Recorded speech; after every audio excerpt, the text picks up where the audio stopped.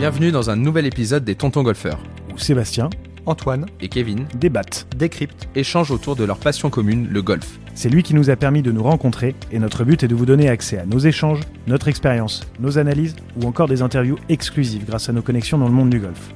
Alors que vous soyez en voiture ou à la maison, merci de votre attention et c'est parti.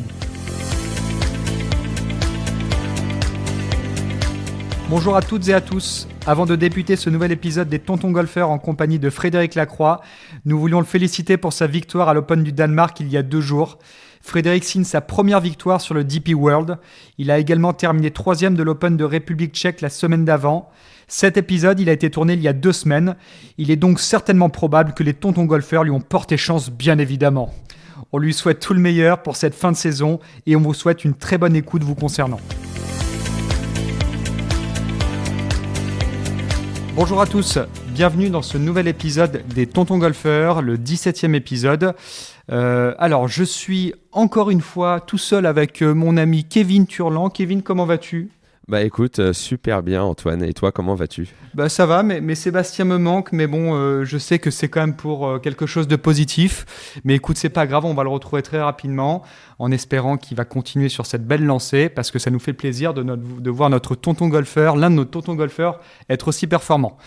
Sur ce 17e épisode, nous avons la chance d'accueillir quelqu'un, peut-être que vous connaissez, peut-être que vous ne connaissez pas, mais je pense que de toute façon, forcément de nom, ça va vous dire quelque chose. Nous sommes avec Frédéric Lacroix. Bonjour Frédéric. Bonjour à tous. Comment vas-tu ? Ça va. Ça va ? Ça va mon Fred ? Tout va bien. Ouais, donc tu fais genre ça à mon Fred, genre on se connaît alors que vous êtes vus 2 fois dans la vie, c'est ça ? Bah ouais, et tu sais quoi, même sur ton brief, je t'ai laissé faire le brief sur Fred, mais Fred, je le connais mieux que toi et je le connais depuis bien plus longtemps. Parce que tu vois, mon petit Fred, eh ben, on est presque voisins. On a grandi pas très loin et on a commencé au golf de Fourqueux tous les deux, tu vois. Donc et tu vois, on est le Fred, je l'ai connu, je pouvais le tenir dans ma main. Bah, je te laisse en B2B avec lui et je pars, c'est ça ? Il n'y a pas de problème, hein. Moi j'y vais, hein. Je vais faire du poney, il n'y a pas de problème, hein. Je passe mon 2e galop, donc... Ouais, je te laisse présenter Fred, parce qu'on a beaucoup de choses à dire sur lui. Ouais, on a beaucoup de choses à Fred, mais avant tout, mon kéké, je vais te laisser quand même parler de nos sponsors, de nos gentils sponsors qui sont présents avec nous depuis le début de cette aventure. Eh ben, notre sponsor commun, hein, puisque Fred est aussi chez Callaway comme nous. Donc, un grand merci à Callaway qui nous aide tous les 4 quand Seb est là, dans nos projets et dans nos différentes carrières. Donc, un grand merci à eux. Un grand merci aussi à Golf Planet qui nous rediffuse, qui est sur les plateformes de Golf Planet. Vous pouvez retrouver toute l'actualité gratuitement. Donc, n'hésitez pas à vous abonner à la newsletter. Merci à eux. Parfait. Bon Fred, on va donc bien évidemment parler de toi. Je vais d'abord un petit peu pour nos auditeurs faire un débriefing et on va dire une énumération de ton palmarès, de ton joli palmarès. Bon, on va commencer déjà par ton titre de champion de France messieurs en 2017, donc la coupe gagnée. D'ailleurs, je suis très content parce que je l'avais gagné il y a quoi 5 ou 6 ans avant toi, je pense en 2011. Il y a des gens très bien qui ont gagné ce tournoi. Hein, Exactement, donc merci étonnant. de le souligner. Bon, je ne me considère peut-être pas comme une personne bien, je ne sais pas si tu me notais sur ça, mais en tout cas... Moi, je ne vais pas répondre. Mais... Oui, toi d'ailleurs, Kéké, tu m'avais cadayé pour la finale quand on l'avait gagné. Ouais, j'ai perdu en demi-finale, moi, contre Julien Brun, que tu avais battu derrière en finale, effectivement. C'était au golf de la Domangère. Toi, Fred, c'était où que tu avais gagné en 2017 ? C'était à Belle-Dune. À Belle-Dune. Beau parcours. Ouais, très beau. Donc voilà, tu as gagné 3 fois la Coupe d'Europe des clubs avec la Boulie. Ouais. Donc ça qui est un très beau titre. Pas de Gouniou. Pas de Gouniou. J'en ai joué quelques-unes, mais non, pas de victoire, malheureusement. Ça fait un point en plus sur le palmarès qu'on a par rapport à Fred. Kéké, qu'est-ce que t'en penses, hein ? Nous, au moins, on a gagné une Gouniou. Ouais, là, moi, peux j'en ai rien même faire. 2. J'en ai même 2. Attends, oui, avec Sanon. Oui. Eh ouais, une avec Sanon, une avec la Boulie. Et oui. Et oui. Alors, avec ça, tu as quand même fait des études parce qu'en 2018, tu as obtenu une licence en gestion à Dauphine. D'ailleurs, tu avais fait aussi des études en Allemagne, il me semble. Ouais, j'étais parti juste après le lycée. J'étais parti à l'université en Allemagne pendant 2 ans. Et je suis revenu, j'ai terminé mon diplôme à Dauphine. Parfait. Et ton meilleur classement mondial amateur, ça a été 41e. Donc ça a quand même de la gueule. Dans le top 50 mondial amateur, c'est quand même plutôt pas mal. Suite à ton diplôme en 2019, donc tu passes professionnel, tu vas faire les quarts du Abs Tour C'est bien ça, ou tu as eu directement des invitations, tu n'avais pas fait les cartes? Non, alors je suis allé faire d'abord les cartes de l'European Tour, les PQ1, Ouais. qui se sont pas bien passées, mais on reviendra là-dessus. Et après, les cartes de Apps Tour, pour prendre une catégorie sur Apps Tour et démarrer dès février en Égypte. Et puis, t'as vite fait les choses parce que à mi-juillet, t'étais déjà à 3 tournois gagnés sur le Alps Tour. Donc, évidemment, c'est bien passé, ouais. Évidemment, ça fait avancer les choses parce qu'on rappelle que lorsque l'on gagne 3 tournois sur le Alps Tour, ça vous permet d'avoir directement une catégorie sur le Challenge Tour en plein milieu d'année. Bien sûr, d'avoir une catégorie pour l'année d'après, mais directement en milieu d'année. Donc, tu as fait les choses assez rapidement. Tu as fait quelques tournois sur le Challenge Tour à cette période-là. Mais ensuite, fin 2019, aller faire les cartes européennes à nouveau, c'est ça? Ouais. Ok. Tu ne réussis pas à obtenir une catégorie sur le Tour européen, donc du coup, tu as ta pleine catégorie. J'ai la catégorie de mes 3 victoires et je démarre la saison qui a été interrompue par le Covid sur le Challenge Tour. Voilà, en 2020. Ou en 2020 ou à la fin de l'année. On va un peu vite en besogne, je trouve. On peut revenir un petit peu au petit Fred, qui a commencé donc au golf de Fourqueux, qui ensuite est passé à la Boulie. T'as toujours voulu passer pro ou c'est devenu petit à petit? À quel moment tu sais que tu veux en faire ta vie? De toute façon, vous savez aussi bien que moi que quand on a 10 ans, on a 15, entre 10 et 15 ans et qu'on joue au golf, qu'on joue les championnats de France, qu'on joue tous ces tournois un peu nationaux et qu'on fait partie des bons dans son pays, oui, on regarde les pros jouer et on se dit ouais, j'aimerais bien faire ça. Après, je pense qu'à cet âge-là, on se rend pas forcément compte de ce que c'est. Donc entre le rêve qu'on a de vouloir le faire et comment dire, le fait qu'on n'a aucune idée de comment ça se passe réellement, il y a tellement d'écart que est-ce que c'est déjà à ce moment-là qu'on peut se dire ok, t'as peut-être le rêve de passer pro, de vouloir passer pro, mais t'es peut-être pas encore en mesure de le faire, ou t'es même pas en mesure de savoir ce qu'il faut faire. Donc oui, j'avais envie de passer pro. Ça s'est vite calmé autour de mes 16, 17 ans, 18 ans, quand moi j'étais à l'école et que je jouais contre des gars qui faisaient que de jouer au golf toute la journée. Et doucement après ça, en étant à la fac et en ayant plus de temps pour m'entraîner, c'est revenu en me disant je progresse, je me retrouve parmi les meilleurs en France de nouveau, je joue les équipes de France, je joue les meilleurs tournois en Europe. Et là on se dit peut-être que là j'ai une chance si je continue à m'entraîner comme ça. Mais c'est depuis tout petit, oui, j'y pense, mais c'était pas sûr. Parce que c'est vrai que quand tu gagnes le championnat de France en 2017, tu me diras si je me trompe, mais tu n'avais pas gagné beaucoup de tournois avant ça. Tu avais eu du mal justement à gagner les tournois, à t'imposer chez les amateurs, alors que tu as toujours eu un jeu plutôt impressionnant, parce qu'on rappelle que tu tapais déjà très fort étant jeune et dans tes catégories. Et c'est vrai que je trouve qu'il y a un avant et un après, un peu cette fin de carrière amateur, où tu as vraiment, en 1 ou 2 ans sur tes dernières années amateurs, où tu as vraiment explosé. Est-ce que tu l'expliques, comment tu l'expliques? Il y a eu un déclic, il y a eu quelque chose? Moi, j'ai eu mon bac en 2013. Donc jusqu'en 2013, l'école, ça prenait la première, la terminale surtout, ça prenait beaucoup de temps. Donc ouais, jusqu'en 2013, c'était ok. Alors j'étais pas mauvais, mais bon, j'étais dans les 10 meilleurs de ma catégorie. Mais je jouais pas les équipes de France Boys, je jouais pas, j'ai dû jouer un British Boys, peut-être 2, je sais même plus, mais je jouais pas tous les ans. Et c'est vrai qu'après le bac, en étant à la fac, on a un peu plus de temps libre pour soi, donc on s'organise un peu différemment, donc on peut il faut toujours travailler, hein. On va pas nous donner le diplôme comme ça, mais ça s'organise un peu différemment de l'école où on est beaucoup plus autonome. Et moi, j'ai pu me dégager beaucoup plus de temps pour m'entraîner. Et c'est vrai que doucement, à partir de 2013 jusqu'en fin 2018 où je suis passé pro, ma progression, elle a été beaucoup plus forte, quoi. Ouais, moi je trouve qu'elle a été vraiment montée en puissance jusqu'à arriver, on en reviendra plus tard où t'en es aujourd'hui, mais je trouve que t'as été un joueur en tout cas qui progresse tous les ans et qui... j'ai gagné quelques grands prix, c'est vachement bien. Avant les championnats de France, j'ai gagné quelques grands prix, des beaux grands prix en région parisienne. Mais pas d'internationaux. J'ai fait des belles places sur des Brabazones, sur des Qu'est-ce que j'ai fait de bien aussi? Sur les internationaux, il y a pas de l'Allemagne ou. Ouais, j'ai fait quelques bonnes places, mais j'étais pas vraiment en position de gagner. Je crois que j'ai dû faire top 10 ou top 5 une fois au Brabazon ou 2 fois. Je me suis requalifié 2 fois, il me semble. Mais voilà. En tout cas, ce que je voulais mettre en avant, c'était pas dire que t'avais rien fait avant.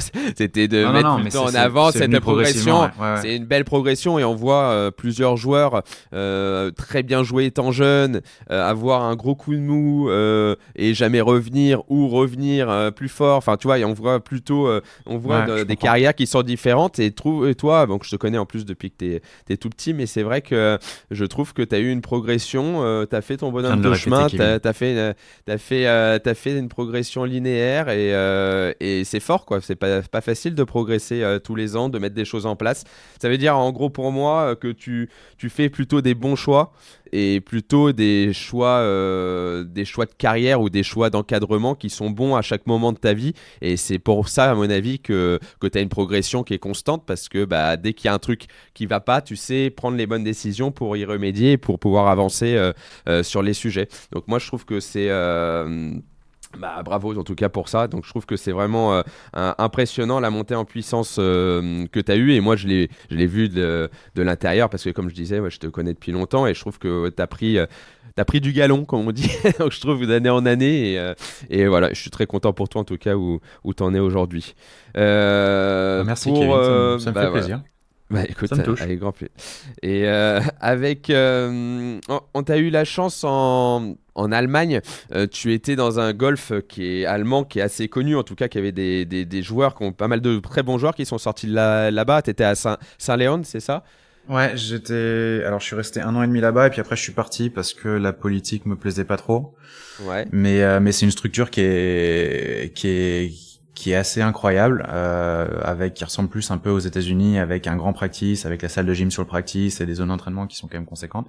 Ils ont reçu l'Open d'Allemagne, enfin je sais pas si c'est le SAP Open ou le Deutsche Bank Open, qui est dans les années 2000, quelquefois. Donc c'est un terrain qui sait accueillir les grandes compétitions. Ils ont le German Boys and Girls depuis je sais pas combien d'années et je crois toujours. Donc non, c'est une structure qui sait comment faire, qui sait fournir des infrastructures pour entraînement et qui sait sortir des très bons joueurs. Et d'ailleurs, c'était souvent un club en Coupe d'Europe, vu que je sais que tu l'as joué et gagné, et moi j'en ai joué aussi et gagné. C'était un club qui était souvent représenté, qui représentait l'Allemagne souvent. Ouais. C'était souvent un club très bon. Nous à notre époque, il y avait Sean Heinos. Sean Heinos, Antoine, qui était à notre époque, donc qui après finalement là ne joue plus, mais qui était un très bon joueur à l'époque. Mais je sais que en tout cas, je pourrais pas les citer, mais il y a pas mal de très bons joueurs allemands amateurs qui sortent de ce club-là.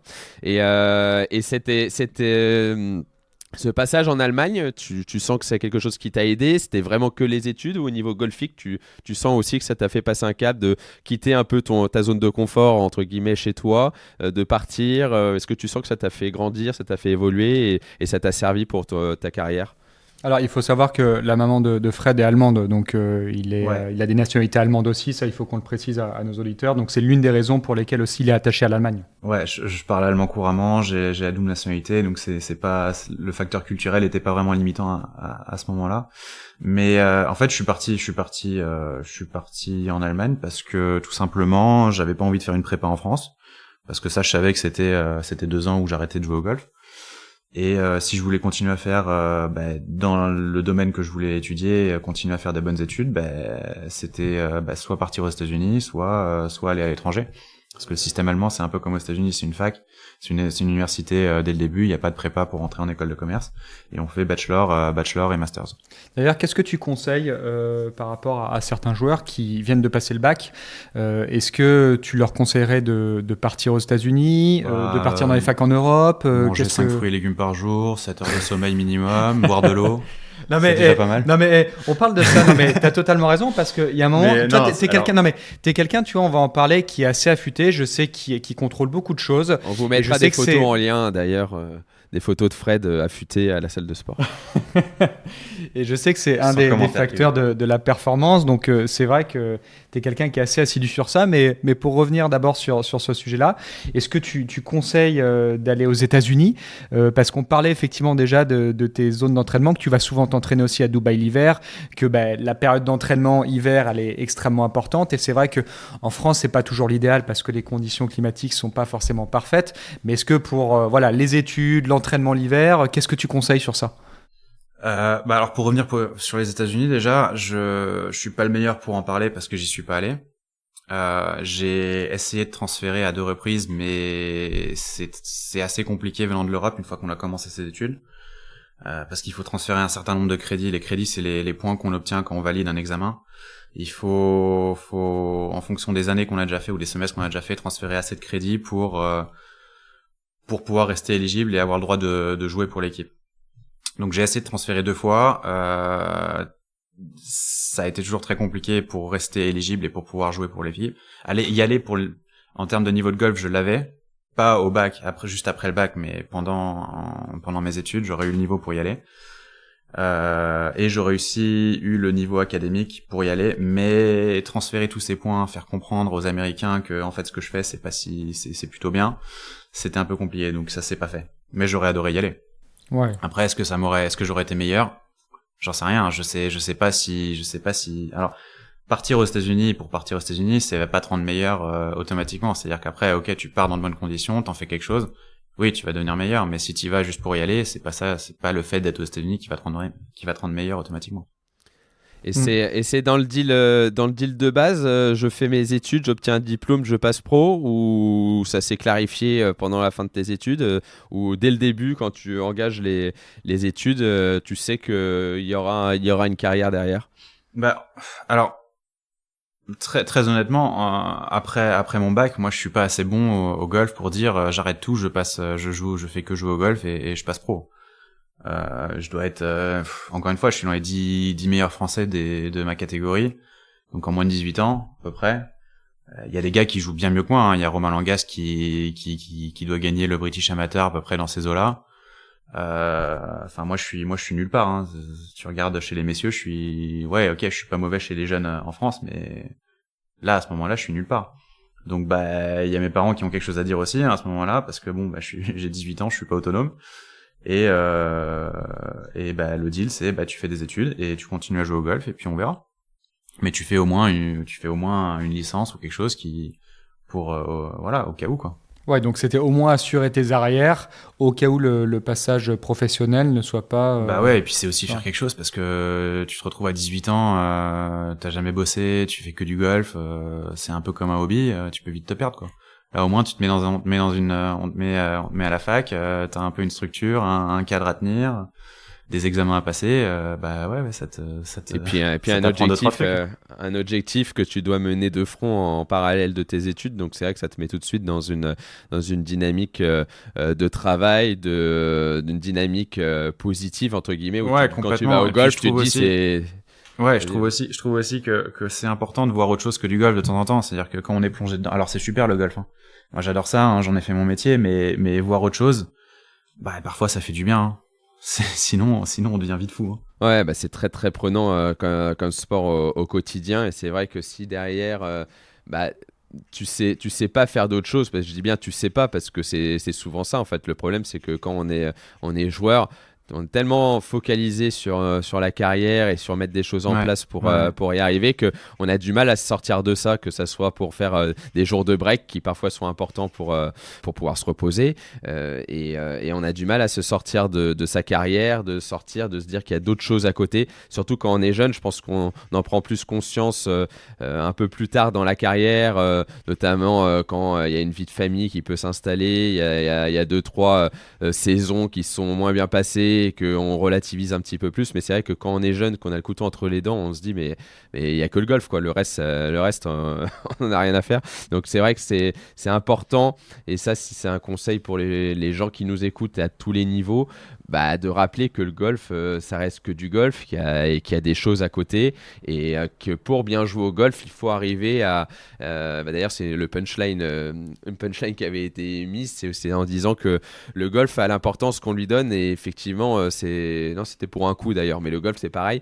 Il faut vraiment que le golf soit bien placé dans l'ordre des priorités, des choses importantes de la vie, parce que parfois, même quand on n'est pas forcément joueur de haut niveau, on a tendance sur le parcours à se monter la tête pour un jeu, quoi. Ça reste qu'un jeu.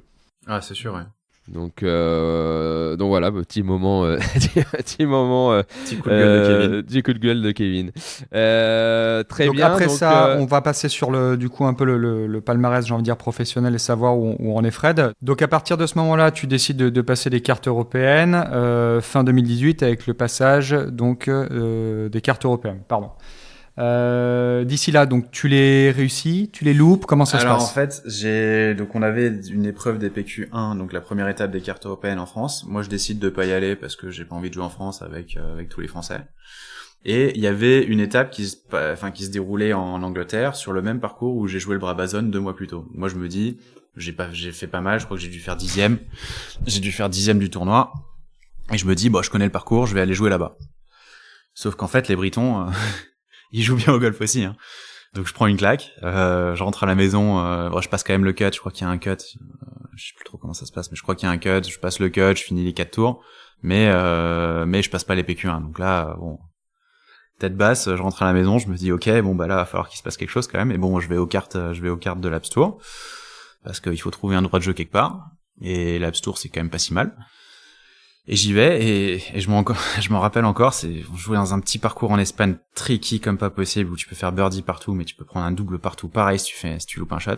Je fais un premier tour pas terrible avec de la pluie, il pleuvait, c'était dur, je fais +4, un truc comme ça, je me retrouve 100e des cartes, je me dis, oh là là, ça va être l'enfer. J'arrive quand même à choper la pleine KT à la fin de la semaine. Et voilà, c'est comme ça que je passe pro. Et là, t'arrives sur le App Store et direct, tu te sens bien, et tu gagnes le premier tournoi que tu gagnes, c'est au bout de combien de tournois? C'est le premier tournoi, mais alors ça c'est donc oui, je gagne le premier tournoi en Égypte, mais avant ça, je pars quand même à Dubaï avec je viens de passer pro, hein, j'ai peu de moyens, je me débrouille avec ce que j'ai. Je pars avec mon coach qui était Franck Lorenzo Vera à l'époque. Il y avait Seb Gros qui était là aussi, qui s'entraînait avec lui, il y avait Benjamin Hébert qui devait s'entraîner, donc on part quand même avec un bon petit groupe à Dubaï pendant une semaine pour s'entraîner. Et la conséquence de ça, c'est que j'arrive très très près en Égypte pour le premier tournoi, et alors il se trouve que ça se passe super bien et que je gagne le tournoi, mais en amont j'avais fait tout le travail dans plus ou moins les mêmes conditions que j'allais jouer en Égypte pour être performant à ce moment-là. Mais je suis complètement d'accord avec toi que l'entraînement l'hiver dans des conditions optimales est un facteur de la performance lorsque tu joues des tournois derrière. J'ai fait exactement la même chose que toi. Je suis parti à Dubaï m'entraîner pendant un mois. À l'époque, c'était même avec Alexis Enguert. Et j'avais fait venir Guillaume Yojo, qui était mon coach, pour une semaine à Dubaï. Et le premier tournoi qui avait lieu en Égypte, moi c'était sur le Pro Golf Tour, je l'avais gagné parce que je suis arrivé dans des conditions qui étaient très bonnes. Même conditions, en forme, pas passer de l'hiver où il fait froid directement l'Égypte où il fait 25 degrés et que les rebonds sont différents, les vols de balles sont différents. Et ça a été ma meilleure saison sur le Pro Golf Tour qui m'a permis d'avoir une catégorie sur le Change Tour après. Et en plus, c'est une herbe et un style de green, etc. qui peuvent ressembler à certains parcours à Dubaï en plus. Donc c'est vraiment Ouais. Alors pour le coup, c'est vraiment très similaire. Après, on parle de Dubaï. Dubaï, c'est génial parce qu'on est sûr d'avoir des bonnes conditions. Il fait beau, il fait 25 degrés même en hiver quand il fait hiver en France. Après, c'est un budget.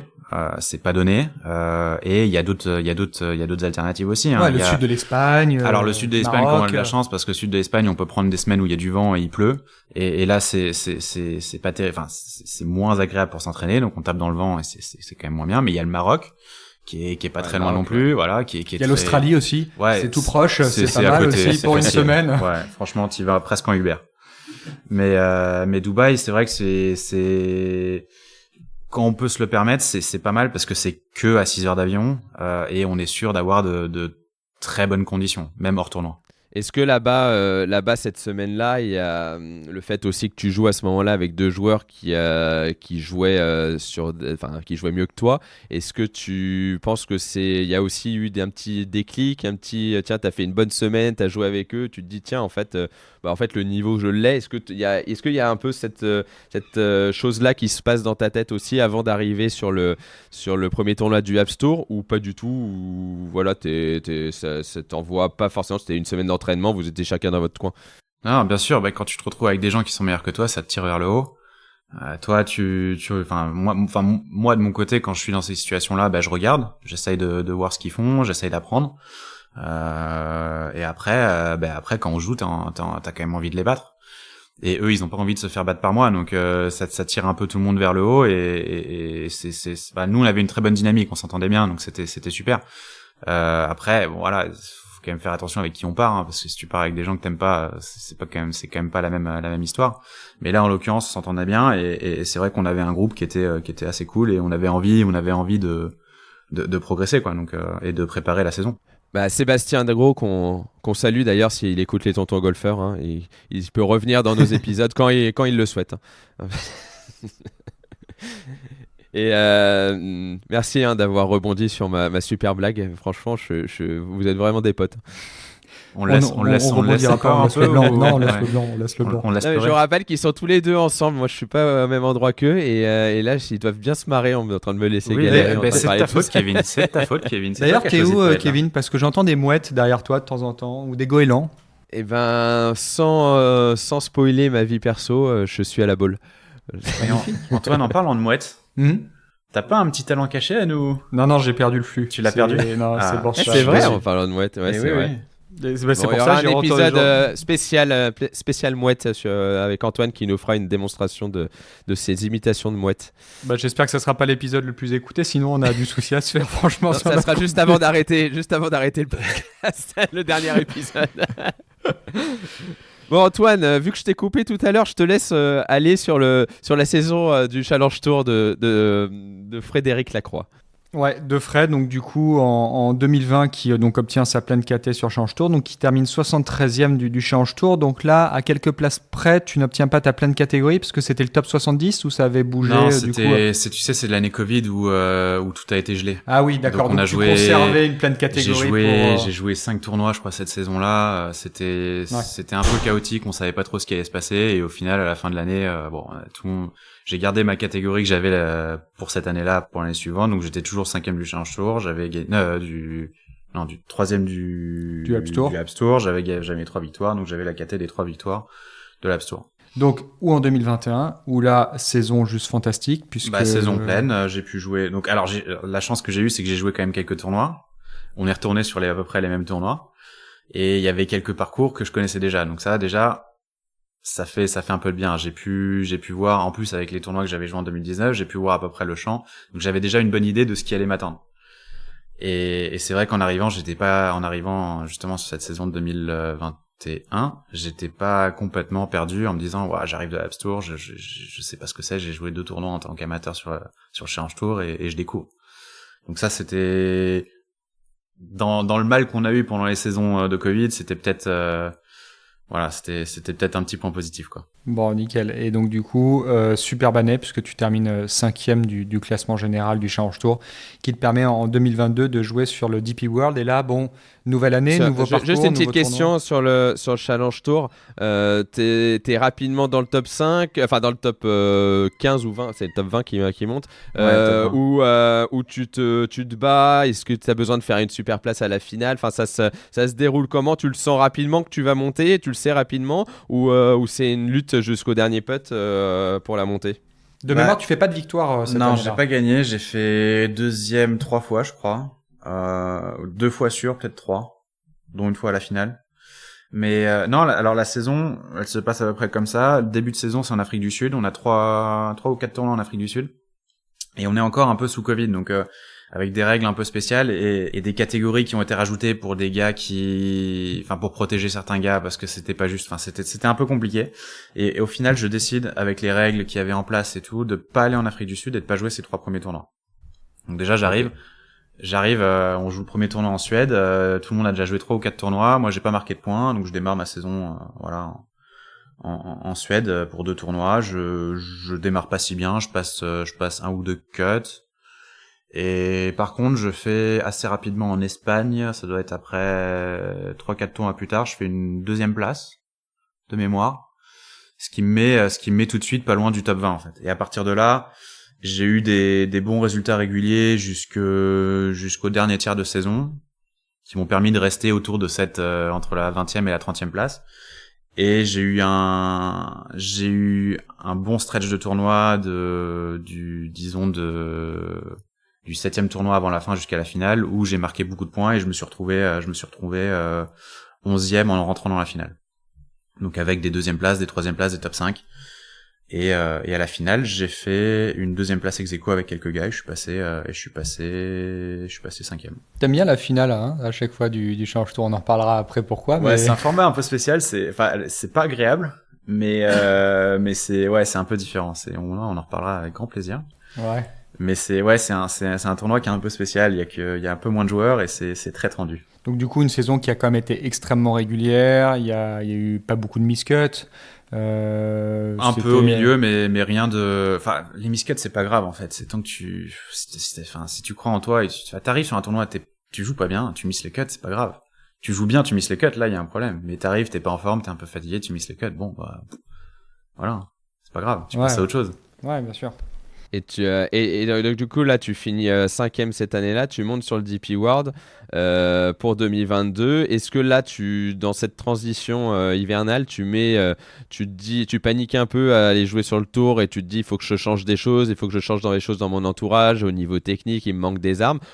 Comment t'abordes alors même si ça s'enchaîne assez vite, la saison, t'as pas trop le temps d'y penser parce que tu passes du Challenge Tour au DP World, t'es quasiment il y a 3 semaines ou 1 mois, non, avant le premier tournoi. Bah, même pas, parce qu'en fait les guerres ça se passe comme ça. Tu fais la finale, ceux qui montent pas vont jouer les PQ3 1 ou 2 semaines après, et après les PQ3 t'as directement le premier tournoi en Afrique du Sud, donc ça t'amène de novembre à début décembre. Ouais. Et donc moi je joue bien la finale, j'obtiens mon droit de jeu, j'ai pas besoin d'aller au PQ3, je vais au premier tournoi en Afrique du Sud et je finis 5e sur le premier tournoi. Bon, c'était un tournoi, alors tournoi terrible parce qu'on est encore sous Covid, on a eu des interruptions de jeu à cause des orages, on a eu un nouveau variant en Afrique du Sud pendant qu'on était sur place. Donc le tournoi a été réduit sur 2 tours. Donc je termine 5e sur un tournoi sur 2 tours, mais je prends quand même des points, un peu de sous et tout ce qui va avec.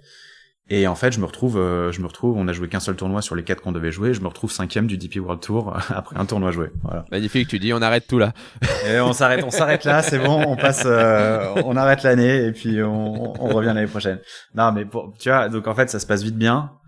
Et voilà, donc en fait, tu te dis, dans ta tête, il se passe, bon, bah, ok, bah, je viens de monter du Challenge Tour, je suis 5e du Challenge Tour. Ouais, du Challenge Tour, je monte du tour et tu te retrouves sur le tour à jouer avec des gars que tu regardes à la télé et tu te dis ouais mais en fait si je fais les choses correctement je peux faire bien quoi. C'est là ce que j'aime bien, c'est que c'est extrêmement simple ce que tu viens de dire quoi. C'est que tu parlais tout à l'heure de panique, est-ce qu'il avait paniqué, mais c'est pas du tout dans le tempérament de Fred de paniquer. Au contraire, je trouve que tu es quelqu'un qui est vachement serein et tu raisonnes de façon très simple en disant ouais mais si je termine 5e du Challenge Tour, c'est que j'ai le niveau pour aller sur le tour et c'est que j'ai le niveau aussi pour pouvoir faire des choses bien aussi dessus quoi. Ça paraît facile. En fait, une fois que tu l'as vécu, ça paraît facile de le dire comme ça, mais c'est vrai en fait, c'est pas très, enfin ce qu'il y a à faire, c'est pas très compliqué, c'est pas facile à faire, mais la recette on la connaît, hein. Il y a pas de secret, hein. Mais t'arrives en Afrique du Sud, tu plantes le tee pour ton premier European Tour avec la carte, avec la vraie KT. Ouah, t'as les genoux qui se touchent, hein. Bien sûr. T'es pas serein. Après bon, tu joues un trou, tu fais 2 parts, un birdie et puis tu te dis bon allez, c'est bon, c'est parti. Mais waouh, ça fait bizarre, hein. Faut pas croire que c'est facile. Et si tu vas en te disant ouais ça va être facile, c'est là que tu vas te planter. Donc on va dire que c'est plus un aspect extérieur de toi qui paraît si serein. Si extérieurement t'es pas serein, à un moment. C'est son côté allemand ça. Ouais peut-être. Non mais il faut un peu se convaincre aussi à se dire ok bon bah voilà faut y aller quoi. Si t'arrives en panique déjà bon bah t'y arriveras pas. Ouais, et puis je pense aussi que le fait que t'as eu la chance par tes différents coachs et par le fait d'être au Racing aussi, de pouvoir côtoyer et de jouer avec toujours des joueurs qui étaient sur le DP World, qui étaient sur le Challenge Tour, etc. Au final, au bout d'un moment, si tu fais moins un monde du DP World, et je pense que ta génération, c'est pile poil la génération nous on est un tout petit peu plus âgé avec Antoine, de transition où il y a commencé à avoir plus de mecs qui jouaient avec nous, qui jouaient le tour ou qui jouaient le Challenge Tour à haut niveau, et du coup tu enlèves un petit peu de tiens, c'est extraordinaire de jouer dessus. C'est extraordinaire de jouer dessus, mais tu te dis, eux, là, celui avec qui je joue toutes les semaines, il le fait, et puis je le bats, et puis, tiens, je suis capable de le faire. Je pense qu'il y a quand même ce côté-là, et je pense que c'est aussi pour ça que, on le voit, la locomotive française avec aujourd'hui Mathieu devant qui gagne sur le PGA Tour, avec vous, que ça soit Fred, avec ses résultats de cette année, avec Langasque, avec Rosner, avec tous ces joueurs français. Hugo Cousseau, il fait une super Hugo saison. Cousseau, avec tous ceux que j'oublie qui font une excellente saison. En fait, il y en a tellement maintenant que tu te dis que tout est faisable, quoi, que tout est possible, et je pense que c'est aussi pour ça que les autres pays ont eu un peu d'avance à un moment ou à un autre sur nous par rapport à ça. Moi, je vais rebondir sur 2 choses que tu as dit, Kevin. C'est pas parce que tu joues toutes les semaines avec un gars qui joue sur le Challenge Tour ou sur l'European Tour qui est meilleur que toi, que tu le bats à l'entraînement, que automatiquement tu vas le battre sur 4 jours de tournoi. C'est 2 choses qui sont très différentes. Alors c'est très bien, hein. Moi je trouve ça génial de s'entraîner avec des gars meilleurs que soi et d'essayer de les battre et de les battre régulièrement en entraînement. C'est un très bon signe, mais ça veut pas dire qu'automatiquement ça va devenir ton nouveau standard et que tu vas les battre en tournoi sur 4 tours avec la pression. Tu vois ce que je veux dire? Oui, je comprends par rapport au fait que de toute façon, si exactement, c'est qu'il y a des choses que tu fais actuellement. Enfin, toi, t'es sur le tour, mais que, au moment où tu joues avec eux, que tu fais pas aussi bien qu'eux. C'est très bien, c'est très bien de se comparer. C'est très bien de se comparer à ces gens-là, mais faut pas oublier que c'est de l'entraînement et que en fait, souvent quand tu peux que jouer avec ces gens-là à l'entraînement, c'est que tu joues, soit t'es amateur, soit tu joues sur App Tour, soit tu joues une division en dessous, et c'est super de s'entraîner avec ces gens-là. Par contre, tu te compares pas à ces gens-là en compétition. T'as compris ou pas, Kevin? Non, mais c'est quelque chose, c'est important de le répéter parce que c'est facile de se faire des films en disant, moi, je l'ai fait en premier, c'est moi le premier, à l'avoir fait, je joue avec un gars qui est, avec des gars qui sont en train de passer pro et des trucs comme ça. Moi, j'ai 15 ans, 16 ans. On fait une partie sur la forêt un dimanche après-midi et, je le bats et je me dis, c'est bon. J'ai compris, je suis plus fort que lui. Alors qu'en fait, pas du tout. On avait dit qu'on repartira, qu'on reparlait pas de cette partie-là, Fred. Mais tu vois ce que je veux dire, c'est que faut pas se mentir à soi-même à se dire voilà, mais bien sûr, mais mais je pense qu'il y a ce côté aussi un petit peu insouciant aussi de jeune qui peut aider quand même un petit peu aussi, tu vois, de se dire qui te fait un peu rêver, qui te dit attends, si je le bats, c'est que voilà, et ça doit te motiver, mais il faut pas se dire c'est bon, je suis arrivé par contre. Voilà, surtout pas. Ça c'est le pire, c'est la pire erreur que tu puisses faire. Et puis deuxième chose, qu'est-ce que je voulais dire? Je voulais dire un deuxième truc. On a beau, alors t'as beau côtoyer des gens qui le font, à te dire c'est atteignable tout ça. On a beau t'expliquer comment ça se passe, tout ça, t'as beau avoir les retours, c'est pas une expérience personnelle en fait. Et l'expérience que tu vas en tirer toi, elle est, je suis désolé de le dire comme ça, mais la première fois que ça va t'arriver, tu vas te chier dessus un peu. Et c'est normal parce que c'est nouveau, parce que c'est un truc que t'as vu qu'à la télé ou par quelqu'un d'autre qui te donne son avis. Et quand ça t'arrive à toi, moi je trouve ça génial de se faire sa propre expérience, mais bon, faut savoir que ça va être dur et que t'auras les genoux, les jambes qui vont trembler un peu quoi. Ça t'arrive de trembler vraiment toi? Bah ouais mec. Mais quand tu plantes le tee, je suis hyper déçu, c'était à Wentworth la première fois t'arrives à Wentworth, il y a du monde partout. Et tu crois quoi? Mais c'était pas l'image que j'avais de toi, Fred. Mais c'est normal. J'imaginais que tu ressentais rien, pas de pression, rien du tout, et que disons que je croyais que t'étais un surhumain, mais finalement pas du tout le cas. Non mais bien sûr, de toute façon, ce qui parle, c'est avec la carte dans la poche. Et moi j'ai pas encore joué de majeur. Je sais pas ce que c'est un majeur. Tu demandes à Antoine, tu demandes un truc. Je pense que quand tu plantes le tee premier jour du British. Non mais les gens vont vraiment croire que le plus important c'est de bien savoir planter le tee, parce que à chaque fois on parle, c'est dit là tu plantes le tee, mais que ce soit Fred ou c'était Seb la dernière fois, c'est vrai. Mais c'est vrai sur une chose, c'est qu'au final il y a énormément de pression avant la partie, après la partie, au départ du 1, et comme tu disais en fait, et c'est grâce aux routines et grâce aux choses que tu mets en place toute l'année, au bout de 1, 2, 3 trous, Bah en fait t'es dans ton tournoi, t'es moins en fait si tu veux dans une position avec les genoux qui claquent parce que t'es dans En un fait, pour moi, une atmosphère que tu connais plus. pour moi, le seul moyen de le bosser, ce truc-là, c'est par l'expérience, en fait. C'est que t'as beau te mettre à l'entraînement, te dire, OK, je vais jouer un peu d'argent, je vais faire une formule qui va me mettre sous pression. C'est pas pareil. C'est-à-dire que la première fois, quand ça va t'arriver, il y a de grandes chances que tu sauras pas quoi faire. Parce que c'est nouveau. Mais après, la deuxième fois que ça t'arrive, bah, tu sais, OK, bon, bah, là, jusque là, tout va bien, je suis au practice, je me sens bien.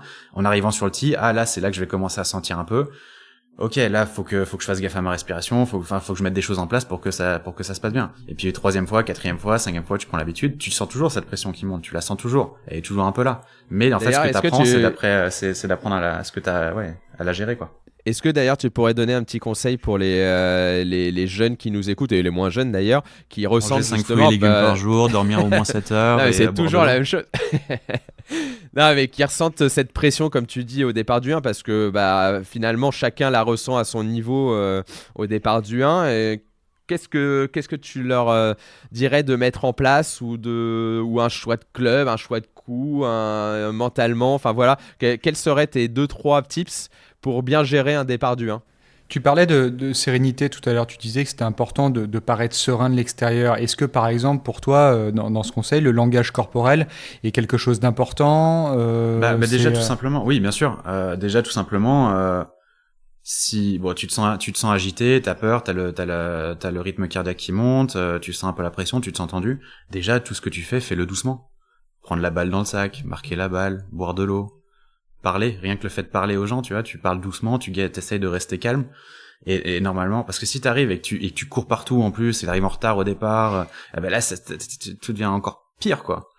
Donc si t'essayes de détendre ton corps par les actions que tu fais, et par les gestes que tu fais, en essayant de ralentir un peu tout, normalement, ça peut que mieux se passer que si tu fais tout à 200 à l'heure. Et après, pour moi, ce qui est important, c'est de pas nier le fait que t'aies peur et de dire non, c'est normal, et de se dire ok, je vais avoir un peu peur, je vais avoir un peu de pression au départ du 1. Et puis après, on pense peut-être à ce moment-là, on pense un peu négatif en se disant c'est possible que je tape un mauvais coup, mais tu peux aussi taper un bon coup. Enfin, ça arrive, hein. Si tu joues en compétition, c'est que tu joues un peu au golf, hein, c'est que tu tapes des bons coups, donc y a pas de raison que tu tapes. Enfin, alors oui, tu peux taper un mauvais coup, mais tu peux taper un bon coup aussi. Non mais voilà, tu vois, c'est là cette réflexion hyper intelligente que tu as et comme je dis, qui est ultra simple. J'ai l'impression que dans tout ce que tu fais, c'est simple, c'est pas compliqué, et dans cette réflexion-là, ça le prouve, donc c'est assez mature et ça montre que tu es là où tu es actuellement, pas pour rien, mais en mettant juste, pas pour rien, excuse-moi, c'est pas ce que je voulais dire, mais d'une façon assez sereine, mais en mettant des choses en place si simples, quoi. Ouais, donc, encore une fois, c'est pas facile à faire, mais c'est des choses. Enfin, taper dans une balle de golf, c'est pas très très compliqué en soi. C'est pas facile à faire, mais on sait comment. Tout le monde sait. Chaque entraîneur sait à peu près comment on tape dans une balle. Hein. Et tu l'apprends à ton élève, à ton joueur, voilà. Et puis, y a pas tellement de secrets. Hein. Après, c'est pas facile à faire. Ouais, c'est sûr qu'on a tendance de toute façon à se compliquer énormément ce jeu parce que c'est un jeu, c'est vrai, qui prend les tripes et qui prend à cœur, et du coup il y a beaucoup d'interférences, on va dire, dans la simplicité dans laquelle pourrait être ce jeu. On se le complique énormément, mais c'est très compliqué que ça reste simple. Et d'ailleurs c'est pour ça que tous les sportifs qui jouent au golf de façon loisir à la base sont d'accord pour dire que c'est un sport qui est très compliqué à tous les niveaux. T'as beaucoup de facteurs externes aussi qui sont hors de ton contrôle. Tu prends juste le vent, l'herbe, la pente, le truc, il y a tellement de facteurs, la température. Enfin, il y a tellement de choses que tu contrôles pas. T'es pas à l'intérieur dans un gymnase avec des conditions stables et voilà, tout est devant toi, tu vois. Non, c'est sûr. Faut un peu relativiser en te disant ok, je peux tout faire bien et changement de vent, la balle elle prend le vent, elle va dans l'eau, bon ouais, ok. Oui, c'est chiant, mais bon, on s'y peut rien, quoi. Donc du coup, sur cette année 2022, donc les nouveaux tournois, des nouveaux parcours qui arrivent. Et puis, la saison se termine. Tu termines pas très loin de conserver une KT sur le Tour européen ou le DP World. Je ne sais plus si c'était le DP World à l'époque ou le Tour européen. C'était déjà DP World. DP World, puisque tu termines 121e et c'était aux alentours de la 110e place. Et ça remonte parfois à 112, 113, c'était 118. places, ouais. C'était 3 places. 30 points. Donc tu perds à 30 points. Ouais, donc 30 points, ça représente... Ah ouais, ça fait marquer. C'est encore là. Bah oui, c'est pas grand chose. Ça joue à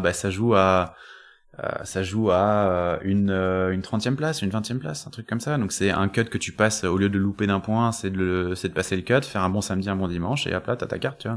Donc là tu perds ta pleine KT. Je perds la pleine KT. J'ai quand même une petite KT qui m'a permis de jouer une petite dizaine de tournois. Ouais. Donc à ce moment-là, je me retrouve.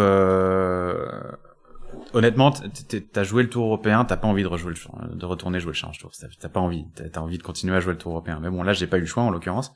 Donc, en fait, quand je rentrais pas sur le Tour européen, j'allais jouer le Challenge Tour. Donc, sur les 6 premiers tournois du Challenge Tour, j'en ai joué 6. J'ai joué 3 tournois du Challenge Tour. Et le reste du temps, je jouais sur le Tour européen quand je pouvais jouer. Donc, j'ai eu la chance de marquer des points rapidement et de me retrouver vite autour de cette 20e, 30e place sur le Challenge Tour, qui m'a permis de toujours d'avoir l'option de me dire, ok, je vais pousser un peu plus loin sur le Tour européen, mais je peux revenir sur le Challenge Tour à tout moment, si j'ai besoin, si ça se passe très mal.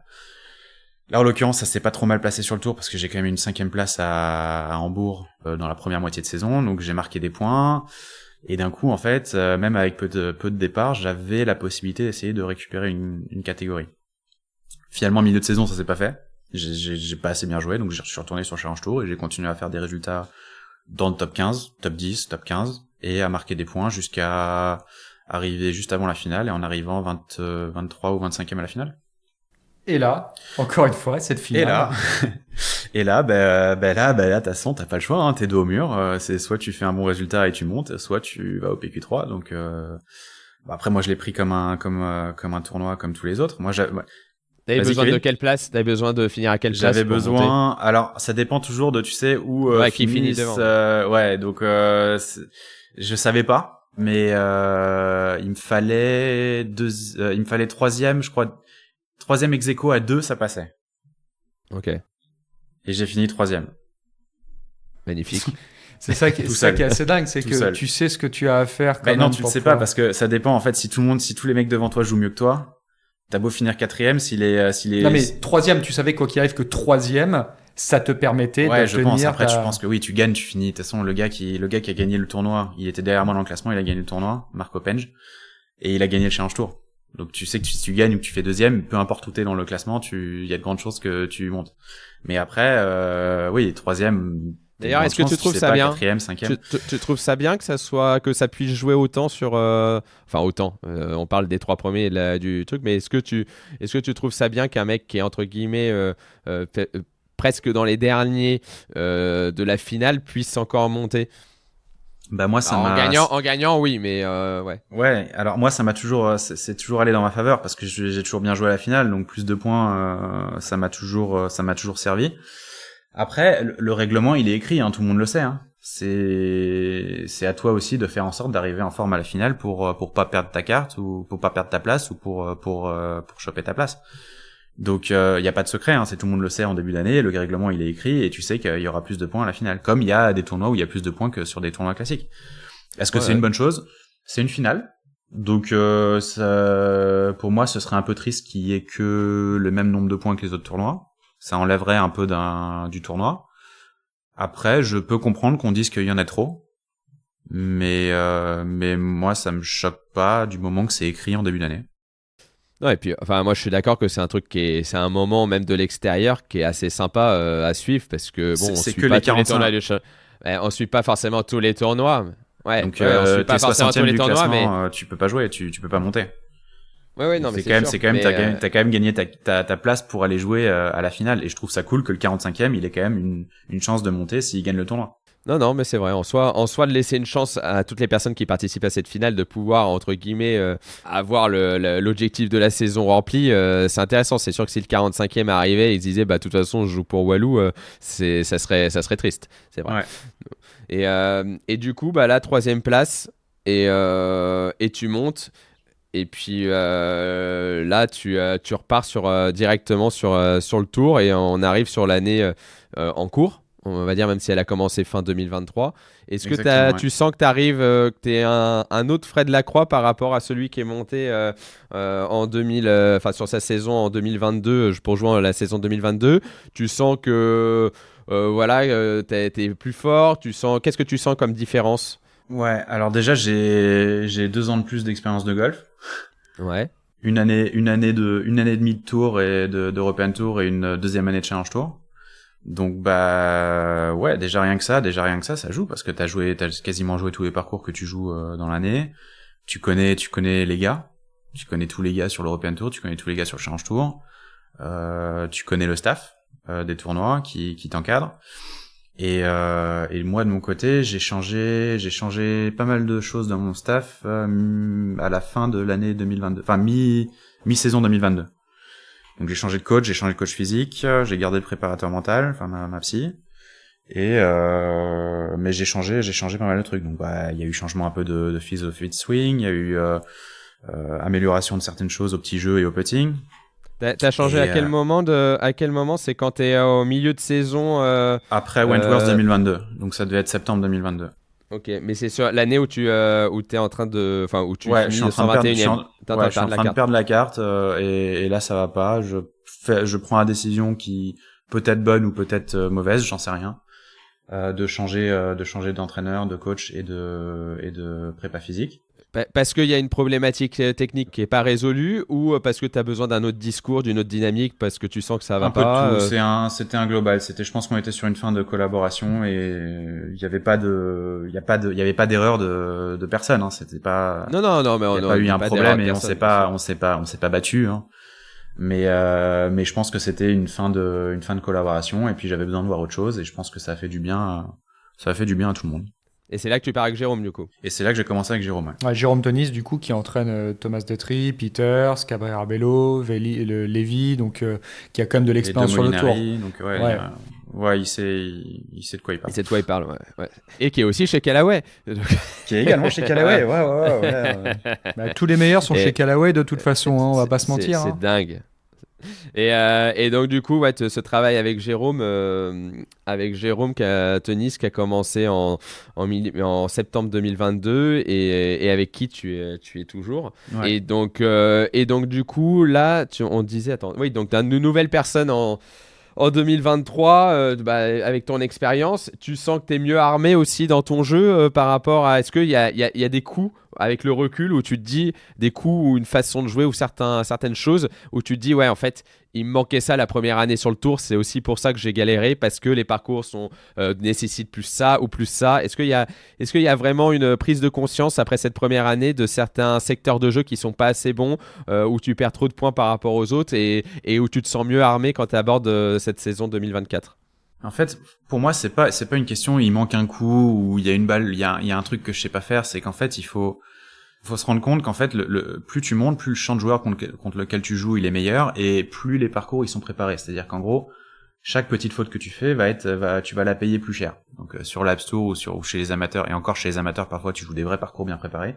Mais disons, on va prendre Alps Tour et Challenge Tour. Une petite erreur que tu fais sur ces tournois, sur ces parcours qui sont moins bien préparés ou moins exigeants en termes de préparation, tu vas pas la payer avec un bogey direct. C'est-à-dire que si tu fais un bon chip, tu peux t'en sortir. Sur le tour, tout devient un petit peu plus exigeant. Ça veut pas dire que c'est toutes les semaines injouables.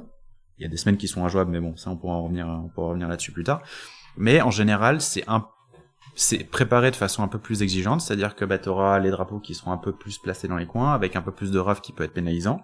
Et chaque petite erreur va te coûter un peu plus cher. C'est-à-dire que si tu tapes tous les fairways, que tu tapes tous les greens et que tu rentres de temps en temps un putt, la difficulté, tu vas pas l'avoir. Mais bon, le problème, c'est que le rough, il est peut-être un peu plus près. C'est-à-dire que le petit drive que t'as mis un tout petit peu à droite, qui prend le rebond à droite, au lieu d'être jouable avec un coup de fer 7, ton fer 7, tu peux plus le taper et tu peux plus aller au green. Voilà, parfois, c'est comme ça. Donc en fait, c'est pas tant une question de rajouter des coups ou des cordes à ton arc. C'est plutôt de faire tout un peu mieux. Et de louper un peu moins loin. De louper un peu mieux. Parce que ton point fort, ça reste quand même le grand jeu, le driving. On voit sur les stats, si Ouais, on peut plutôt, ouais. regarder Ouais. sur les stats du DP World, là, vous pouvez facilement y accéder.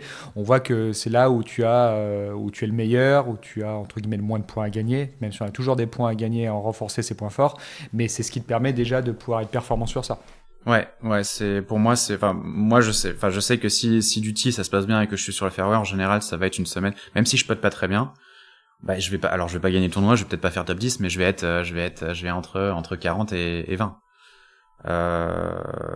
Et sans faire de miracle en rentrant des chips ou des trucs comme ça. C'est vraiment en tapant des coups solides. Et c'est sur quoi je porte mon attention, c'est vraiment de taper la balle de façon solide et de taper des fairways, de taper des greens. Parce que moins tu te mets en difficulté, plus c'est entre guillemets aussi facile de jouer. Et comment on fait pour les personnes qui nous écoutent pour justement, tu dis, il faut louper un peu moins, dans chaque secteur. C'est un travail chirurgical parce que justement, on n'est pas en train de remettre. Mais non, Kevin, c'est tout super en simple. question. C'est super simple, Kevin. Il faut jouer des clubs Callaway. Ah. Il faut tout simplement. Non. Alors, je plaisanterai pas. Non, il faut. Alors pour moi, alors ça passe par un peu d'entraînement. Il faut un moment, si vous voulez progresser, il faut s'entraîner un petit peu.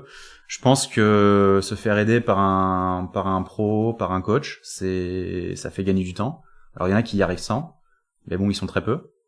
Et souvent, ça fait gagner du temps quand même. C'est-à-dire que la progression qu'on peut avoir tout seul en 1 ou 2 ans, je pense qu'avec un pro, ça peut être divisé par 5 ou 6, quoi.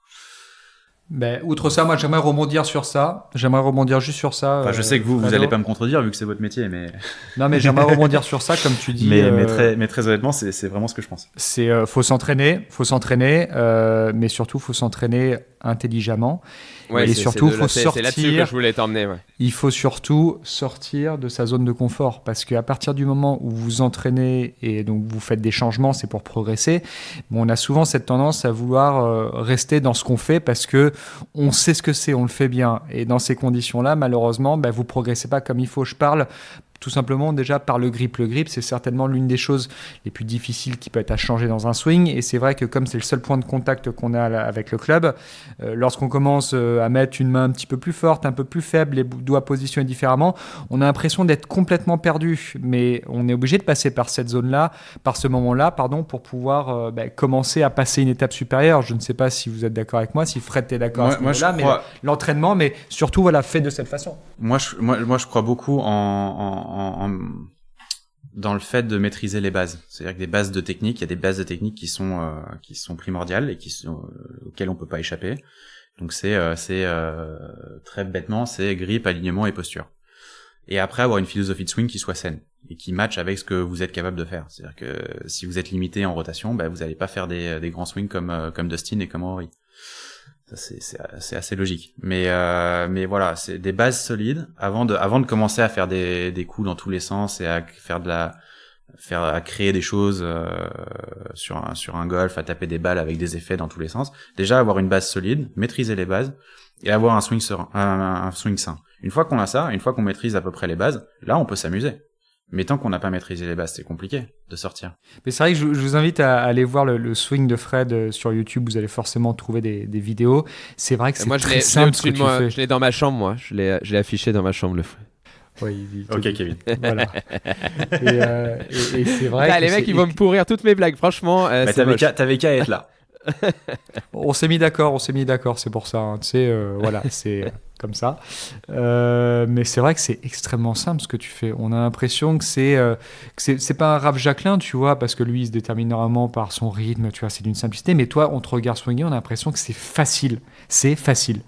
Très bon rythme aussi, très bon rythme aussi de Fred, mais c'est vrai que c'est une technique qui est très juste mais pour le coup, tu as toujours même s'il y a eu pas mal de modifs avec tes différents coachs, mais c'est vrai que tu as toujours été un bon swinger, quelqu'un qui swingait bien le club et qui avait déjà une frappe de balle qui était consistante, même étant jeune, même si tu jouais moins bien que maintenant.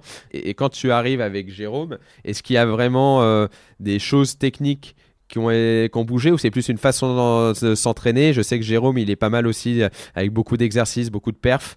Est-ce que tu peux nous en dire un petit peu plus du travail que tu fais avec Jérôme? Alors sur le swing en soi et sur la technique, et ça s'est aussi répercuté sur le petit jeu et sur le putting. On a surtout simplifié. Enfin, il m'a fait comprendre certaines choses, et ce qui a fait que mon swing, enfin ma technique, c'est simplifié. Donc il y avait beaucoup de choses que je faisais un peu en compensation. Je faisais une chose dans un sens, puis une autre chose dans l'autre sens pour la faire partir droite, pour faire partir la balle droite. Et c'est vrai qu'en fait, c'est quand tu y penses, si tu mets des doubles compensations, alors oui, si tu maîtrises le truc et que tu contrôles tout et que tout va bien, elle va partir droite la balle. Mais c'est quand même plus simple de pas avoir ces compensations là. Donc c'est des toutes petites choses. Et puis c'est des choses, c'est des choses qui, au final, enfin moi je connais bien le sujet, c'est un peu le cas dans mon swing, c'est que c'est des choses qui sous pression en fait ne fonctionnent pas à très haut niveau. Tu peux très bien taper la balle.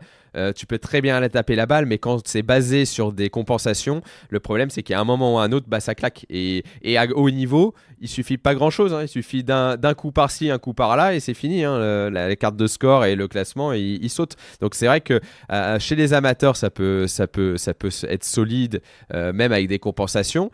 Mais c'est pour ça qu'il faut que vous écoutiez votre coach quand il vous dit attention, ça, il faut qu'on le travaille, même si tu joues bien.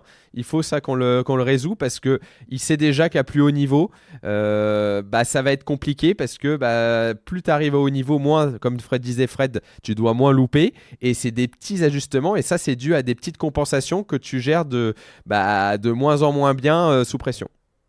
Après c'est ce vers quoi je tends, c'est-à-dire que j'essaye idéalement dans un monde idéal, j'aimerais avoir un swing sans aucune compensation, mais il y a des semaines où je joue un peu plus avec les mains, il y a des semaines où je joue un peu plus avec le corps parce qu'il faut rester performant. Après, par contre, je sais que j'essaye de sentir dans quel sens je vais, et après le tournoi ou même pendant le tournoi, je vais faire en sorte de me remettre un peu sur le droit chemin. Donc c'est toujours une question de se surveiller, de savoir qu'est-ce qu'on est en train de faire et d'avoir une bonne notion de ce qu'on fait. Et c'est vrai que c'est pas forcément facile pour quelqu'un qui est Valindex de se surveiller soi-même ou même plus bas que ça, mais c'est vraiment ce en quoi je crois et ce en quoi j'essaye de tendre.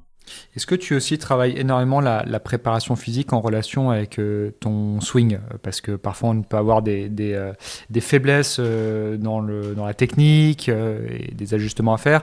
Et donc du coup on les travaille à travers le physique. Est-ce que c'est quelque chose que tu mets beaucoup en place, parce que je te vois faire beaucoup de sport. Donc c'est pour ça que je te vois faire beaucoup de bas du corps. Est-ce que tu es quelqu'un qui, d'une façon générale, a un bas du corps qui est assez faible ou pas du tout? Enfin, tu vois, ça m'intéresse de savoir la façon de comment tu travailles ton physique. Alors avant, oui, on se disait, ok, pour faire un meilleur swing, il faut que j'améliore ça dans le physique.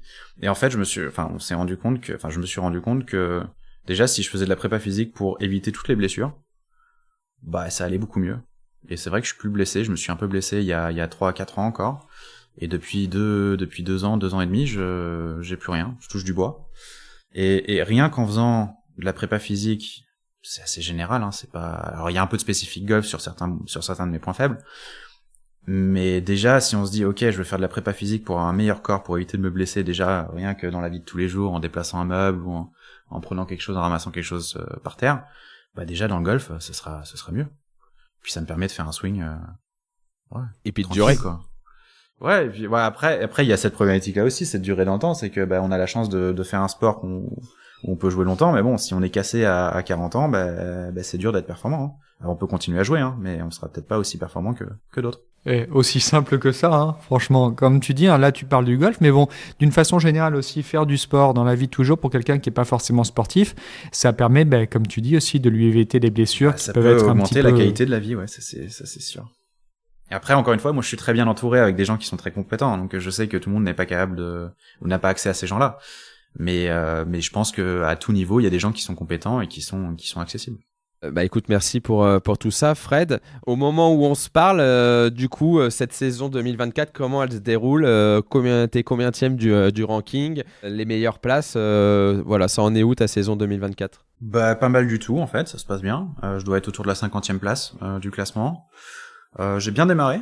J'ai fait, sur mes 4 premiers tournois, j'en ai joué 2 en Afrique du Sud. Après, on a fait une petite tournée dans les Émirats, ouais. Et j'ai fait 3 top 5, une 3e, une 4e place et une 5e place en 4-5 tournois. Donc bon, la carte a été faite assez rapidement cette année. Donc maintenant, Ouais, même si tu aspires à mieux, comme j'allais dire, Ouais. c'est que la carte est déjà assurée, quoi qu'il arrive, donc tu sais que l'année prochaine. Exactement. ouais. Moi, j'avais jamais fait la carte avant. J'ai jamais réussi à maintenir mes droits de jeu sur le tour européen. Donc, déjà, c'est une première. Donc, c'est un objectif qui a été rempli assez rapidement dans l'année. Bah bravo Et déjà pour ça. voilà. Merci. Et puis, quand t'arrives à faire ça, d'un coup, il y en a d'autres objectifs qui se mettent en place. Aller une petite finale à Dubaï, ce serait cool. Un petit majeur l'année prochaine. Puis il y a toujours ces 10 spots pour le PGA Tour qui traînent pour nous. Donc voilà. Donc continue à travailler, puis on va voir ce que ça donne à la fin de l'année. Il y a une question qui vient souvent de la part de certains amateurs au niveau des professionnels, et je pense que ça peut en intéresser pas mal. Est-ce que tu penses à l'argent sur le parcours? Alors effectivement, quand on est dans le top 50 mondial, les choses sont différentes. Tu es quelqu'un qui est 251e mondial à l'heure actuelle. Est-ce que tu penses à l'argent ou pas du tout? Alors, au golf, on a de la chance, on a un sport où il y a beaucoup d'argent en jeu et on gagne quand même bien notre vie. C'est-à-dire que les gens, enfin, ils voient les montants qu'on gagne, c'est pas un secret. Bon, là-dessus, il y a des taxes à payer, donc c'est pas du net qui tombe dans la poche non plus, hein. Donc c'est pas tout rose, il y a des frais aussi sur une saison qui rentrent en jeu. Mais il y a de l'argent en jeu et je sais qu'on est très privilégié par rapport à d'autres sports, notamment là en période olympique. Je vois des sports où, il y a pas grand-chose. De mon côté, c'est de l'argent qui a gagné, c'est pas de l'argent qui a à perdre. En fait, c'est au pire des cas, si tu joues mal, tu vas juste pas le toucher. Donc, oui, alors, c'est vrai que quand tu joues les belles places, c'est beaucoup d'argent en jeu, mais c'est que du bonus. C'est-à-dire qu'on va pas te l'enlever, si d'un coup tu loupes ton pote, on va pas t'enlever 100 000 euros du compte. Au pire des cas, c'est 5 000 euros qui tomberont pas sur ton compte à la fin de la journée ou à la fin de la semaine. Donc c'est une façon en fait de penser qui te permet de te mettre moins de pression par exemple sur ça, parce que alors, c'est très facile, on peut dire est-ce que tu penses à l'argent? Si t'es quelqu'un qui vient d'une famille qui a énormément d'argent, c'est différent. Oui. C'est pas le cas pour toi, pas Fred. Particulièrement. Alors j'ai jamais été dans le besoin, on n'en est pas bien là. Sûr, mais ce que je veux dire, c'est que je joue au golf à la Boulie, mes parents étaient membres à la Boulie, tout va bien dans ma vie, hein. Mais c'est pas non plus, c'est pas comme si je pouvais me permettre d'arrêter de travailler. C'est pas à ce point-là. Mais moi je joue pas. Alors je suis content de pouvoir gagner ma vie avec le golf et je suis très reconnaissant d'avoir la possibilité de gagner autant d'argent en jouant au golf. Mais moi je joue pour gagner un tournoi, pour être le meilleur que je puisse devenir, pour jouer les majeurs, pour éventuellement une Ryder Cup. C'est pas tant pour l'argent. L'argent, alors c'est super d'en avoir, hein, mais c'est pas ce pourquoi je joue au golf. Très bien. Et est-ce que tu penses que t'as abordé la première saison ou même celle-ci avec on va dire la pression de vouloir garder ta carte, ou même ça t'arrives quand même à te l'enlever de la tête et être plus sur justement des choses simples et des choses que tu mets en place? Enfin, je sais que c'est ce que tu essayes de faire, mais est-ce qu'il y a quand même au fond de toi jusqu'à ce que la carte soit faite, cette pensée à se dire allez, je joue pour la carte? Ouais, quand même, c'est là. La première année, elle est là parce que tu sais que c'est quand même pas si simple. Même si de plus en plus les joueurs qui montent du Challenge Tour y arrivent, ou même gagnent des tournois.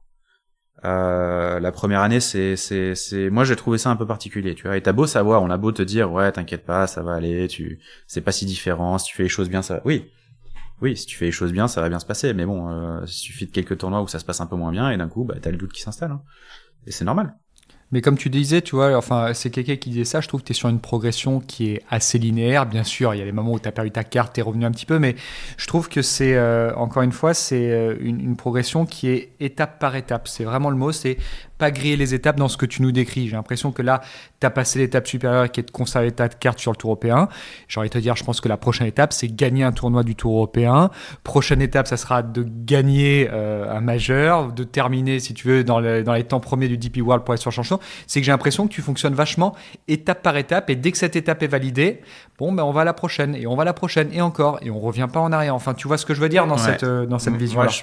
Après encore, je parle que pour moi, je trouve que c'est une erreur de se projeter trop loin avec des objectifs à long terme. Alors c'est bien d'avoir des objectifs à long terme en se disant ok, j'ai envie d'aller jouer, j'ai envie de gagner un majeur, mais ça tu demandes à n'importe qui joue au golf et qui est pro, il va te dire oui, évidemment t'as envie de gagner un majeur. Mais bon, c'est tellement loin que c'est pas concret pour moi. Alors que petite, tu regardes, tu te mets des objectifs à court terme ou à moyen terme, déjà c'est plus en termes de temps, c'est plus facile à manager. Et tu sais, ok, je me dis ok, demain je joue la semaine prochaine à Prague. Je veux performer à Prague. Bon bah ok, bon bah alors faut que j'aille taper des balles ces jours-là, faut que j'aille faire ces séances de sport-là. Et bon, putting, les greens sont pas tout à fait pareils, donc je vais peut-être en faire un peu moins, mais il y a un peu de petits jeux à faire, un peu de putting à faire, et pour me dire ok, j'arrive prêt le jeudi matin à Prague. Et ça, c'est un objectif à une semaine. Ok, donc ça c'est un conseil que tu pourrais aussi donner aux personnes qui nous écoutent, c'est d'avoir des objectifs entre guillemets plus proches de soi pour mettre des choses en place plus simples et plus concrètes. Et après, qui marchent tout de suite aussi surtout. Ouais. C'est facile parce que moi je parle pour moi, hein. Je parle vraiment que pour moi et je dis pas qu'il faut faire comme ça et il y a d'autres personnes qui fonctionnent différemment. Mais moi je sais que je peux un peu perdre le pied si je me projette à trop long terme. Ouais, donc tu fonctionnes comme ça, mais moi je pense que malgré tout, ça reste quand même important dans l'approche des différentes échéances d'avoir une notion que j'appelle même de rêve, comme tu disais tout à l'heure, gagner un majeur. Tout golfeur qui a voulu en faire son métier ou qui en fait son métier, au fond de lui, il a envie de gagner un majeur. Mais je le mets plus, comme c'est loin, je le mets plus en mode rêve jusqu'à ce que ça devienne un objectif court terme, tu vois. Et en fait, tu t'en rapproches petit à petit. Et j'aime bien la façon dont tu vois les choses, de se dire, bah ouais, j'ai un objectif là concret à court échéance devant moi, je me concentre dessus, je mets des choses simples en place dessus. Et puis, bah, quand j'aurai franchi cette étape, en fait, bah, je serai un peu plus proche de celle d'après. Ouais, exactement. Et je saurai qu'est-ce qu'il faudra que je mette en place. Ouais. La vraie question, c'est est-ce que t'es prêt? Oui, alors t'as envie de gagner un majeur, mais est-ce que t'es prêt à mettre en place les choses pour gagner un majeur? Et est-ce que tu les connais au moment aussi où tu as voilà, c'est ça. Et est-ce que t'es en mesure de pouvoir le faire? Est-ce que t'as la capacité de t'entraîner assez sans craquer? Est-ce que tu vois, il y a plein de trucs. Moi aujourd'hui, j'ai clairement pas le niveau pour gagner un majeur. J'ai à peine le niveau, tu vois. De temps en temps, je joue un peu pour la gagne sur l'European Tour, mais j'ai pas gagné sur l'European Tour. Je suis un joueur moyen de l'European Tour. Alors ce qui est déjà super. Hein. Mais gagner un tournoi majeur, c'est autre chose. Et comme tu disais, c'est que par l'expérience de le vivre qui, enfin pas que, mais en tout cas, il y a une bonne partie des choses que tu apprends au petit à petit par l'expérience. Et donc, forcément, te projeter sur un événement ou sur quelque chose que tu te sens pas forcément capable de faire aujourd'hui, et parce que c'est trop loin. Bah, c'est normal. Donc en fait, de se projeter sur des choses plus courtes, c'est des choses qui, par rapport à l'expérience que tu as aujourd'hui, vont te permettre d'accumuler encore de l'expérience, qui vont te permettre d'en vivre d'autres et de remplir d'autres objectifs. Tout à fait, Kevin. Tout à fait. Bon, super. Écoute, merci beaucoup pour tous ces conseils. Merci beaucoup d'avoir partagé avec nous ce beau palmarès que tu as. Avec plaisir. On sait que les choses vont continuer à évoluer très positivement. J'espère. On te souhaite quand même beaucoup de chance. Beaucoup de bonnes choses sur les prochains tournois qui arrivent cette saison. Et puis voilà, est-ce que tu veux rajouter un dernier mot? Mais je trouve que le dernier conseil que tu as donné est totalement juste et vraiment de très bons conseils. Je pense manger 5 fruits et légumes par jour, dormir au moins 7 heures, boire de l'eau, ça marche toujours. Hein. Et un peu d'alcool de temps en temps ou pas du tout? Tous les soirs, une petite bière tous les soirs, ça. Non, alors bien sûr, on évite, mais on se prive pas si on a envie. Hein. C'est pas. Parfait. C'est pas un drame. Kéké. Ouais, j'envoie les sponsors. Ouais, Kéké, je te laisse envoyer les sponsors pour pouvoir clôturer cet épisode. Déjà, je remercie Fred pour son temps, personnellement, et puis aussi pour les personnes qui nous écoutent. C'était un vrai plaisir de t'avoir, et puis comme je disais, je te connais depuis très longtemps, donc je suis très content, comme je te le dis à chaque fois que je te vois, où tu en es aujourd'hui et comment tu évolues, et ta progression linéaire, pour moi, c'est quelque chose qui est importante et qui promet de très belles choses pour l'avenir. Donc je te souhaite déjà de bien finir cette saison, et puis on continue à te suivre pour remplir tous tes objectifs les uns après les autres. Donc je te souhaite une très bonne fin de saison en tout cas, mon Fred. Et voilà. Merci Kevin, c'est gentil. Merci beaucoup. Un grand merci donc à Callaway, voilà, comme vous l'avez entendu, qui sont présents pour nous trois, nous quatre quand Seb est là, pour Jérôme, voilà, pour beaucoup de personnes. Donc un grand merci à eux d'être un acteur principal dans le golf, et puis pour aussi nous aider dans nos projets.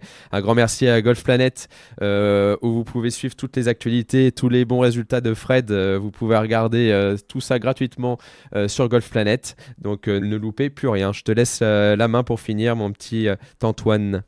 Oui, je vais également en profiter pour vous remercier, vous aussi, de nous écouter. Vous êtes toujours aussi nombreux et au contraire, vous nous écoutez de plus en plus. Donc, ça nous pousse vraiment à faire évoluer cela. Donc, n'hésitez pas à nous suivre encore, à faire partager à vos amis sur des différentes plateformes, sur les différents réseaux sociaux, Facebook, Instagram, LinkedIn. Enfin, on est partout. Et n'hésitez pas en plus à nous envoyer des messages. On y répondra avec grand plaisir. Je vous souhaite à tous une bonne fin d'été. J'espère que vous avez tous bien profité de cet été. Maintenant, il va falloir retourner au boulot.